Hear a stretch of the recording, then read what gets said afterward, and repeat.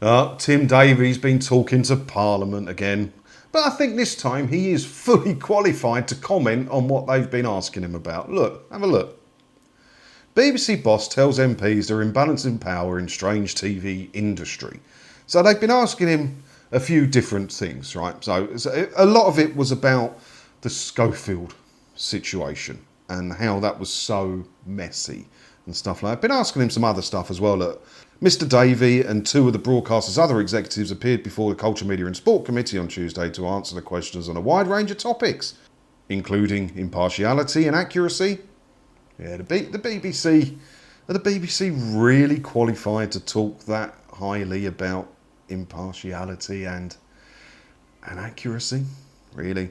Funding pressures? Yeah, if I was getting 3.7 billion quid a year, I don't feel I'd feel any pressure about funding. Getting it removed from me would cause some pressure on funding. Maybe I'm helping towards that. And progress to address unequal pay. And then the Director General was questioned on safeguarding at the BBC following Schofield's departure from ITV's and blah, blah, blah. So the Director General was questioned on safeguarding at the BBC. Something he has some experience in.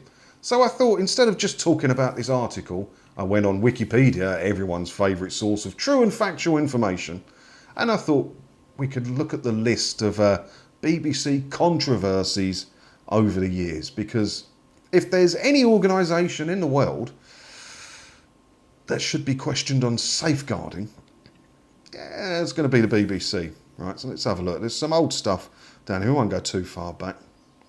So in 1984, they falsified coverage of a miners' strike. Footage of the so-called Battle of Orgreave on the 18th of June 1984 been filmed by a crew from the BBC. When this appeared on the evening's BBC News bulletins, it was edited and broadcasted out of chronological sequence. Well, BBC News.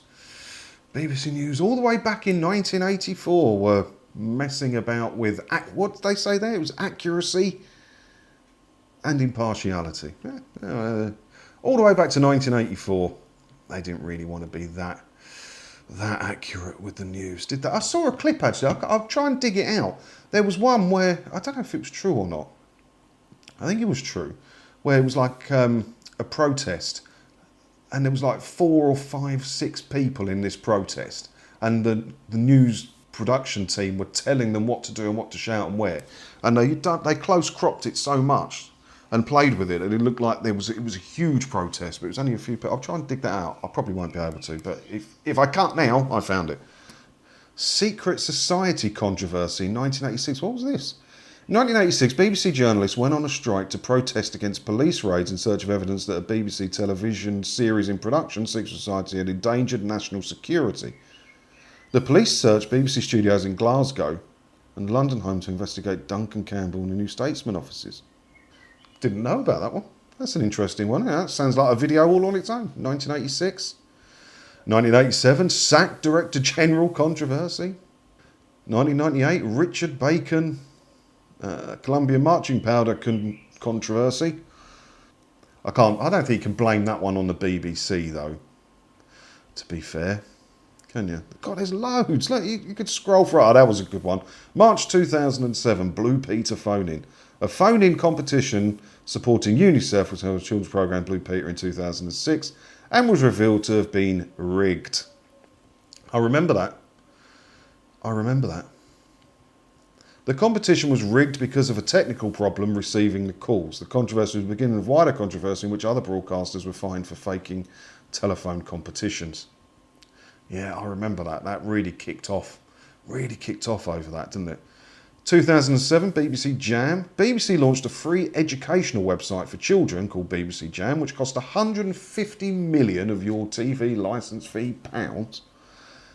And it got a load of complaints from commercial suppliers of education software that the BBC was engaging in anti-competitive practices. So basically, the BBC went, all right, we'll just delete that and forget it happened. And they basically threw 150 million of your quid, and that's 2007 quids as well, which were worth more than today's quids, down the toilet. September 2007, the Blue Peter cat. When a children's programme, Blue Peter, acquired a pet cat, it held an internet vote to choose a name for the animal. In September that year, it was revealed the viewers had selected the name Cookie but producers changed the result to socks. So was that impartiality and accuracy, Mr. Davie? As accurate. Just why offer the vote? If you already want to call it that, just call it that. No one would actually care. It beggars belief, doesn't it? God, it just goes on and on and on. Accusations of ageism and sexism. A QI one. Oh yeah, that I don't want to talk about that one. The Top Gear comments on Mexico. There was fallout from that. I didn't think was it that bad. I think it was blown up out of proportion. I think it was blown up a bit out of proportion.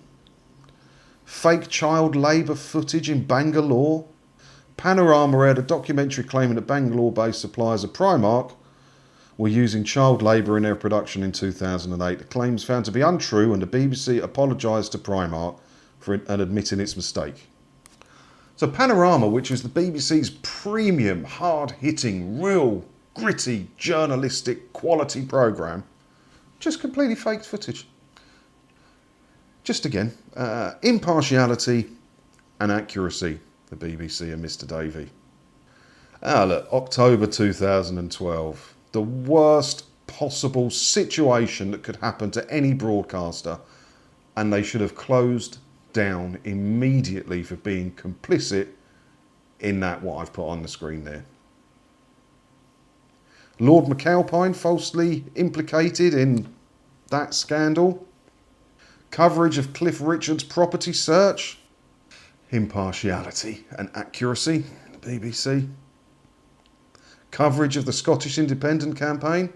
Yeah, impartiality and accuracy, the BBC. God, this could just go on and on and on. I'm still scrolling. So why would the BBC call in Tim Davie for his thoughts on the Philip Schofield situation when he can't even manage a football pundit?